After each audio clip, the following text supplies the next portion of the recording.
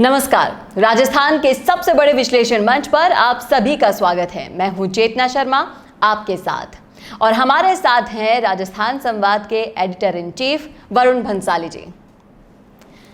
देश में पिछले 10 सालों में हुए ज्यादातर चुनावों के बाद आपको एक लाइन सुनने को जरूर मिली होगी कि कांग्रेस को अब मंथन करना चाहिए कि उनकी इतनी बुरी हार किस वजह से हुई और अपनी गलतियों को सुधारना चाहिए। लेकिन राजस्थान के इस उपचुनाव में स्थितियां बिल्कुल उलट हैं। यहां वल्लभनगर और धरियावाद में हुए दोनों उपचुनावों में कांग्रेस की बहुत जबरदस्त जीत हुई है और बीजेपी बहुत ही ज्यादा बुरी तरह से हारी है। ऐसे में इस उपचुनाव पर विश्लेषण, मंथन और माथापच्ची की सख्त जरूरत है और खासकर इल्जामों के बम दूसरों पर फोड़ने से पहले बीजेपी को अपने गिरेबान में झांक कर देखना चाहिए। सर, इस पर आपका क्या कहना है? देखिए, बीजेपी को यहाँ पर जाहिर तौर पर अपने गिरेबान में झांक कर देखना चाहिए, क्योंकि यहाँ बीजेपी ने जो कुछ किया है वो वाकई शर्मनाक है जी। जिस तरह से पूरे देश में उनकी सत्ता काबिज है, जिस तरह से हमेशा वो अपने संगठन की एकता की दुहाई देते हैं, जिस तरह से हमेशा वो ये छींटाकशी कसते रहते हैं कि कांग्रेस में दो फाड़ हैं, अब उनको अपने घर में झांक कर देखने की भी बहुत ज़्यादा ज़रूरत है कि धरियावाद में या फिर वल्लभनगर में जो कुछ भी हुआ वो किस लिए हुआ, वो क्यों हुआ और उनके घर में कितनी कितना ज़्यादा फूट है। क्योंकि सचिन पायलट और अशोक गहलोत तो दोनों साथ में दिख रहे थे पूरे चुनाव के प्रचार में। बिल्कुल। मैं पूछना चाहता हूं, क्या वसुंधरा को किसी ने देखा है? क्यों नहीं आई वहां वसुंधरा? अपने घर में भी झांक कर देखना बीजेपी को बहुत ज़्यादा ज़रूरी है, क्योंकि यहाँ पर कुछ भी काम नहीं आया। कहाँ गई वो आरएसएस जो बीजेपी के लिए प्रचार करती थी? वल्लभनगर और धरियावाद में उन्होंने क्या किया? चौथे नंबर की पार्टी बनकर आई है वल्लभनगर में। इसका क्या कारण था? इसी के साथ साथ बीजेपी को ये सोचना होगा कि धरियावाद में तो दोनों तरफ कार्यकर्ता थे। धरियावाद की तो सीट जो थी वो पहले बीजेपी की थी, उसको कांग्रेस ने उनके मुंह में से निकाल लिया, निवाला छीन लिया। क्या वजह है इसकी? और वहाँ पर भी तीसरी नंबर की पार्टी निर्दलीय उनसे ऊपर हैं। आरएलपी जैसी 3-4 पार्टी के एमएलए वाली पार्टी उनसे ऊपर है। क्या अब मंथन की ज़रूरत नहीं है? और अगर अब मंथन नहीं करेगी बीजेपी तो वाकई बहुत ज़्यादा बुरा हो जाएगा। और जो कांग्रेस कहती जा रही है कि इस बार अलग होगा हर बार से, कि एक बार बीजेपी एक बार कांग्रेस नहीं होगी, इस बार वापस कांग्रेस रिपीट करेगी, तो शायद ये संभव भी हो जाए अगर बीजेपी अपनी केयरलेसनेस ऐसे ही बरकरार रखती रही तो। जी बिल्कुल। सर, क्या आपको भी लगता है कि महंगाई की मार की वजह से ये डिसीजन लिया कहीं ना कहीं जनता ने? देखिए, महंगाई की मार कब नहीं थी, इस बात को हमें समझना होगा कि महंगाई की मार कब नहीं थी। मनमोहन सिंह जब प्रधानमंत्री थे तो उनका जब टाइम था तो प्याज वगैरह बहुत ज़्यादा महंगे हो गए थे। महंगाई की मार तब भी थी। तो महंगाई एक इकलौती वजह नहीं है। और महंगाई की अगर बात करें तो आप ये देखिए कि जो पेट्रोल डीजल के महंगे होने की बात अभी कही जा रही है, आंध्र प्रदेश में वही पेट्रोल 85 रुपये लीटर है, हमारे यहाँ 115 रुपये लीटर है। तो केंद्र सरकार की तरफ से तो उतना ही है। ये 85 और 115 का जो फर्क है वो तो स्टेट ने टैक्स दिया है, वो टैक्स तो हमारा कांग्रेस सरकार की तरफ से आ रहा है। तो महंगाई तो कांग्रेस सरकार भी बढ़ा रही है। महंगाई की आप शराब के ठेकों पर बात कीजिए, आप लिकर पर बात कीजिए, हर तरफ महंगाई जो है वो राजस्थान सरकार ने भी बढ़ा रखी है। तो महंगाई अगर मुद्दा होता तो पहले राजस्थान सरकार के ऊपर आती। इसके अलावा बहुत सारे मुद्दे थे। राजस्थान सरकार ने आने से पहले कहा था कि वो किसानों का कर्ज माफ़ करेगी। उन्होंने सिर्फ और सिर्फ कोऑपरेटिव बैंक, जो कि 100 में से 1% भी नहीं होता, वो माफ़ करके अपना पल्ला झाड़ लिया। उन्होंने कहा था कि बेरोजगारों को रोजगार देंगे, रोजगार कहाँ दिए?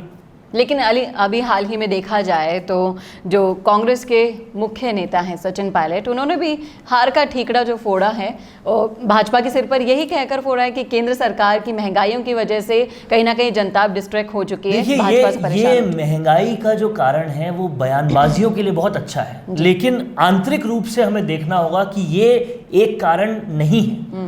कारण दूसरे बहुत ज़्यादा है। और कारण ये है कि आपने वल्लभनगर में टिकट किसको दिया? आपने वल्लभनगर में टिकट एक ऐसे आदमी को दिया जिसको कोई जानता भी नहीं था। आपने जो भिंडर हैं, जो निर्दलीय कैंडिडेट थे, जो पहले भाजपा से ही लड़ते थे, वो वहाँ के रॉयल्स से हैं, वो वहाँ के महाराजा वाले ख़ानदानों से हैं, उनकी बहुत ज़बरदस्त पकड़ है वहाँ पर। तो वहाँ उनसे गुलाब चंद कटारिया की दुश्मनी किसी से छुपी नहीं है। अब उस दुश्मनी के चलते उनको भाजपा ने टिकट दिया नहीं। गुलाब चंद कटारिया चाहते थे कि टिकट डांगी को मिले, डांगी को भी भाजपा ने टिकट नहीं दिया। किसी और वजह से जो है वो टिकट भाजपा ने नहीं दिया उनको, और वो टिकट दे दिया रालोपा के हनुमान बेनीवाल ने, जिसकी वजह से डांगी सेकंड नंबर पर आ रहे हैं। अगर वही भाजपा देती और डांगी के साथ भाजपा का भी नाम जुड़ा होता तो क्या पता वल्लभनगर में सीट भाजपा ले जाती, क्योंकि जो प्रीति शक्तावत थी उसके साथ भी पारिवारिक कलह थी, उसके परिवार के दूसरे लोग जो थे उनके अगेंस्ट थे, बहुत कुछ चीज़ें अगेंस्ट थी, लेकिन वो हुआ ही नहीं। यहाँ पर 3 राजपूत खड़े हो गए एक साथ, तो बहुत सारी चीज़ें थी जिसका सारा फायदा डांगी को मिल गया। और आपने भी एक राजपूत ही खड़ा कर दिया, अगर आप डांगी को खड़ा करते तो बहुत कुछ आपको हो सकता था, लेकिन गुलाब चंद कटारिया की वहाँ पर चली नहीं और डांगी को टिकट मिला नहीं। टिकट किसी एक ऐसे आदमी को मिल गया जिसको कोई जानता नहीं था, और उसकी वजह से यहाँ पर पूरी तरह से सीट गई है। और बात करें हम दरियाबाद की, तो दरियाबाद में भी जो भाजपा की कैंपेनिंग से लेकर सब कुछ थी उसमें पूरी तरह से कुठाराघात दिख रहा था। वसुंधरा राजे एक बार भी नहीं आई, गुलाब चंद कटारिया ने भी जितने फोर्स से उनको कैंपेनिंग करनी चाहिए थी नहीं की। यहाँ कहीं से भी एकता दिखी ही नहीं, और ऐसा लग रहा था कि ये दुश्मनी लेने वाला चुनाव है। वसुंधरा राजे ने साफ साफ बिना कहे शायद ये कह दिया था इस चुनाव में कि मेरे बिना करके देख लो, और वो यहाँ पर दिख गया। तो एकता कहीं पर दिखी ही नहीं। यहाँ पर तो कई सारी फूट थी। यहाँ पर गुलाब चंद कटारिया अलग चल रहे थे, वसुंधरा राजे अलग चल रही थी, चंद्रशेखर अलग चल रहे थे, आरएसएस साथ नहीं दे रही थी। यहाँ पर डांगी को क्योंकि बीजेपी ने टिकट नहीं दिया तो वो बीजेपी के खिलाफ हो रहे थे। बहुत सारी चीज़ें हो गई थी। खुद बीजेपी के कार्यकर्ता जो है वो ये समझ चुके थे आखिर तक कि हमारा कैंडिडेट तो जीतता नहीं है, तो हम अपना वोट, अपनी शक्तियाँ डांगी के पक्ष में लगाएं, क्योंकि हमारा जो कैंडिडेट है उसको कोई जानता ही नहीं। बिल्कुल। तो यहाँ पर बीजेपी को आंतरिक रूप से अपने जो संगठन है उस पर ध्यान देने की ज़रूरत है। बार बार सचिन पायलट और अशोक गहलोत की लड़ाई की दुहाई देने की बजाय खुद के भीतर जो लड़ाई है, जो सतीश पूनिया, राजेंद्र राठौड़, गजेंद्र सिंह शेखावत, गुलाब चंद कटारिया, वसुंधरा राजे, इतने सारे पावर सेंटर्स यहाँ बनना चाहते हैं। कोई एक पावर सेंटर है ही नहीं, कोई एक नेता है ही नहीं, और यहाँ पर पूरी तरह से लड़ाई दिख रही है। वसुंधरा राजे की एक दूसरी वसुंधरा राजे समर्थन सेना निकल कर आ रही है, सब कुछ चल रहा है। तो बीजेपी तो बहुत धड़ों में बढ़ चुकी है आप। बिल्कुल। उससे तो कई अच्छी कांग्रेस से कम हेलीकॉप्टर में साथ में तो बैठते हैं, साथ में तो जाते हैं, कैंपेन तो करते हैं। तो कहीं ना कहीं ये तो पता है कि चाहे कितने भी छीटाकशी हो जाए, आरोप लग जाए, सचिन पायलट जब बात आती है बोलने की तो कांग्रेस के पक्ष में ही बोलते हैं। वो बार बार यही कहते हैं। आज भी जब उनका बयान आया उपचुनाव को लेकर, जब उन्होंने अजमेर में बयान दिया तो साफ साफ उन्होंने यही कहा कि पार्टी जो है वो एक है और पार्टी की वजह से जीता है, और पूरी तरह से वो पार्टी को उसका श्रेय दे रहे हैं। तो कहीं ना कहीं एकता राजस्थान में भाजपा को कांग्रेस से सीखनी चाहिए, बजाय कि उनको छीटाकशी करने की। और यहाँ पर मंथन की बहुत ज़्यादा ज़रूरत है, क्योंकि अगर ये उपचुनाव ट्रेलर है आने वाले चुनाव का, तो भाजपा की बहुत बुरी गत होने वाली है। अगर उन्होंने अपनी लीडरशिप क्राइसिस को नहीं सॉल्व किया तो, अगर उन्होंने वसुंधरा राजे को नहीं बनाया तो, अगर उन्होंने ये बहुत सारे पावर सेंटर्स को नहीं एक किया तो, यहाँ बहुत ज़्यादा ज़रूरत है। किस कॉन्फिडेंस से वो बोलते हैं कि उनके पन्ना प्रमुख हैं, उनके ये हैं, उनके वो हैं। क्या किया आपके पन्ना प्रमुख ने? अगर थे तो क्या किया आरएसएस ने? आपको इतना बड़ा संगठन बैक करता है, उन्होंने क्या किया? 2 उपचुनाव जो कि बहुत छोटे छोटे क्षेत्र हैं उनमें आप नहीं जीत पाए जी। आपने पहले भिंडर से दुश्मनी ले ली, डांगी को आपने टिकट नहीं दिया, जो जिनको लोग जानते हैं उनको आपने छोड़ दिया और एक ऐसा कैंडिडेट लेकर आ गए जिसको जानते ही नहीं है। इतना ओवर कॉन्फिडेंस भी ठीक नहीं है कि सब कुछ हमें पार्टी सिंबल पे ही मिल जाएगा। टिकट वितरण में लेकर जो लापरवाही उन्होंने बरती है उसका अंजाम वो अब भुगत चुके हैं। सर, अभी अभी आपने वसुंधरा जी का नाम लिया तो मैं आपसे जानना चाहूँगी कि वर्तमान में बीजेपी में वसुंधरा राजे का क्या स्थान है? देखिए, बीजेपी जो है एक बहुत बड़ी गलतफहमी में है। वो गलतफहमी ये है कि हम जिसको चाहेंगे बनाएंगे, वो बन जाएगा तो सब कुछ हो जाएगा। उत्तर प्रदेश में हुआ तो राजस्थान में क्यों नहीं हो सकता? अगर राजस्थान में होना होता तो पहले भी हो जाता, क्योंकि ये तो हम सुनते ही आए थे कि वसुंधरा राजे की कहीं ना कहीं अमित शाह और नरेंद्र मोदी की जोड़ी से नहीं बनती। अगर उनको चेंज करना होता वो पहले भी कर देते और पहले भी सब कुछ हो जाता। लेकिन यहाँ पर उस तरीके से काम नहीं होता, क्योंकि यहाँ पर राजस्थान में कोई ऐसा नेतृत्व क्षमता वाला इंसान नहीं है जो सारे विधायकों को एक साथ लेकर चल सके और वसुंधरा राजे के बारे में हम सभी लोग जानते हैं कि वो अपना एक रुतबा रखती है, उस रुतबे के साथ वो आती है और अगर वो बना नहीं सकती तो बिगाड़ बहुत कुछ सकती है, जो उन्होंने करके दिखा दिया इस उपचुनाव में भी और पहले भी। जब वो नदारद रहती हैं तो कहीं ना कहीं एक पूरा चाम जो है वो नदारद रहता है बीजेपी में। तो अब किरोड़ी लाल मीणा साथ में हैं, उसके अलावा सतीश पूनिया जो है संगठन संभाल रहे हैं, यहाँ बहुत सारी हायरार्कीज है।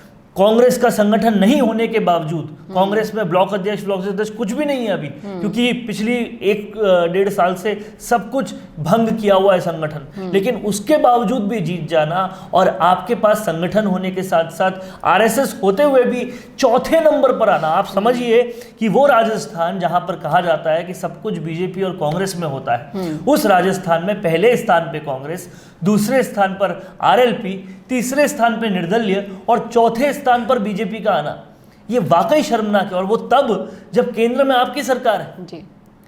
अब उस पर आप ये बोलते हो कि अशोक गहलोत ने पूरी मशीनरी लगा दी, तो क्या आपने मशीनरी नहीं लगाई थी जब आप सत्ता में थे?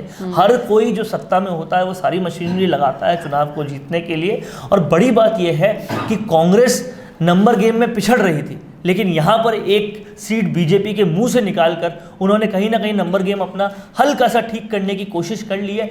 लेकिन अगर हम ये चीज़ देखें कि वो कहीं ना कहीं बसपा के जो कैंडिडेट्स हैं उनके, वो अभी सुप्रीम कोर्ट में केस चल रहा है, वो जा सकते हैं, तो नंबर गेम से वो बहुत ज़्यादा जूझ रहे हैं। अब उनको एक सीट की यहाँ पर कहीं ना कहीं एक जीवन दान मिला है, तो वो जीवन दान जो है वो बीजेपी की वजह से मिला है। मैं ये कहूँगा अगर बीजेपी लापरवाही नहीं करती, अच्छे कैंडिडेट को टिकट देती, वहाँ पर पूरी तवज्जो देती, कुछ केंद्र से मंत्री बनाती, ढंग से कैंपेन करती, तो बहुत कुछ हो सकता था। लेकिन उन्होंने कुछ भी नहीं किया। महंगाई की मार जो एक बात बोल रहे हैं, तो मैं साफ साफ कहना चाहता हूं, अगर स्टेट टैक्सेस को देखा जाए, अगर आबकारी को देखा जाए, तो महंगाई राजस्थान सरकार ने भी बहुत ज़्यादा बढ़ा रखी है। राजस्थान सरकार ने रोजगार नहीं दिए, राजस्थान सरकार ने किसानों के साथ कुठाराघात किया, ऐसी बहुत सारी चीज़ें विपक्ष उठा सकता था और ये चुनाव जीत सकता था। लेकिन ये चुनाव केवल और केवल भाजपा अपनी गलतियों की वजह से, ओवर कॉन्फिडेंस की वजह से, गलत टिकट वितरण की वजह से हारी है। आपका जो सबसे बड़ा नेता वहां पर गुलाब चंद कटारिया है पूरे उदयपुर संभाग में, आपने उनकी नहीं सुनी। आपने डांगी को टिकट नहीं दिया जिसको लोग जानते थे। आपने टिकट देने में सीपी जोशी के चित्तौड़गढ़ के कोई पार्टनर बताते, बिजनेस पार्टनर, उनको टिकट दे दिया।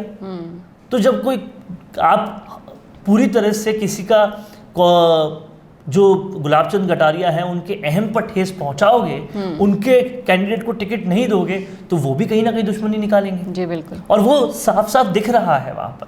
भाजपा के सारे कार्यकर्ता कहीं ना कहीं डांगी के पक्ष में थे, गुलाबचंद कटारिया डांगी के पक्ष में थे। भाजपा ने जिताया है हनुमान बेनीवाल को वहां पर, ये जीतना ही कहेंगे, भले जीती प्रीति शक्तावत हो वहां पर, लेकिन आरएलपी जैसी पार्टी का सेकंड नंबर पर आना वाकई ये एक जीत की तरह ही है। वल्लभनगर जैसे क्षेत्र में जहां पर उन्होंने नॉन जाट कैंडिडेट खड़ा करके एक करिश्मा दिखाया है। जी बिल्कुल। और हनुमान बेनीवाल ने आगे आने वाले चुनाव की रणभेरी सेट कर दी है कि मैं कहीं ना कहीं जाट कैंडिडेट के अलावा भी कैंडिडेट ला सकता हूं, मैं 36 कौम का नेता हूं, बहुत सारे मैसेजेस दे दिए। और अब जो है बीजेपी को ये समझना होगा कि वो अपने अच्छे कैंडिडेट्स को, जिनका पकड़ है, उनको टिकट दे, जो वहाँ पर पुराने हैं उनकी बात माने, ओवर कॉन्फिडेंस में ना रहे। हम जिसको कहेंगे उससे काम चल जाएगा, ऐसा राजस्थान में होना मुश्किल है। आप कदम कदम बढ़ाए जाओ और वसुंधरा राजे को नाराज करने का भी खामियाजा वो भुगत रहे हैं। तो किसी न किसी तरीके से अब बीजेपी को अपने घर में देखना होगा, ये बहुत ज़्यादा ज़रूरी है। तो इस पूरे विश्लेषण का सार ये निकला कि बीजेपी को अपनी गलतियों से अब सबक लेना बहुत ज़रूरी है आगे आने वाले चुनावों में अपनी जगह बनाने के लिए। नहीं तो आज चौथे नंबर पर आई है, कहीं ये ना हो कि ये पार्टी बिल्कुल ही सूपड़ा साफ कर दे। तो ये था हमारा विश्लेषण। कैसा लगा आपको, आप हमें कमेंट करके बताएं कमेंट बॉक्स में। और ऐसे ही और विश्लेषण देखने के लिए देखना ना भूलें राजस्थान संवाद। नमस्कार। क्या आपने कभी ऑनलाइन प्रमोशंस के बारे में कुछ सोचा है? नहीं? तो आपको सोचना चाहिए। चाहे आप फ्रीलांसर हो या आपका स्मॉल बिजनेस हो या फिर हो मल्टीनेशनल कंपनी, आपको अपने बिजनेस बढ़ाने के लिए 2 चीज़ों की आवश्यकता है। Number 1, attractive video. सोचिए, ऑनलाइन कस्टमर आपकी वेबसाइट पे आता है और उसे आप अपने प्रोडक्ट्स के बारे में एक अच्छे से वीडियो के साथ बताते हैं। जिससे आपका प्रोडक्ट अलग अलग सोशल मीडिया प्लेटफॉर्म से कस्टमर को अट्रैक्ट कर सकता है। इससे आप अपनी साइट पे ट्रैफिक को इंक्रीज कर सकते हैं, जो आपकी सर्च इंजन से आपकी SEO रैंक को इंप्रूव करता है। Number 2, attractive spokes person. आपके प्रोडक्ट को समझाने के लिए स्पोक्स पर्सन आपकी मदद करेगा। मिशी मीडिया सॉल्यूशंस देता है आपको एक अच्छा वीडियो एडवर्टाइजमेंट।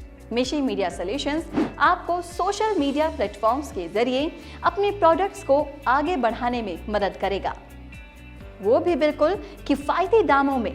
तो फिर देर किस बात की, आज ही कॉन्टैक्ट करें स्क्रीन पर दिए गए नंबर पर।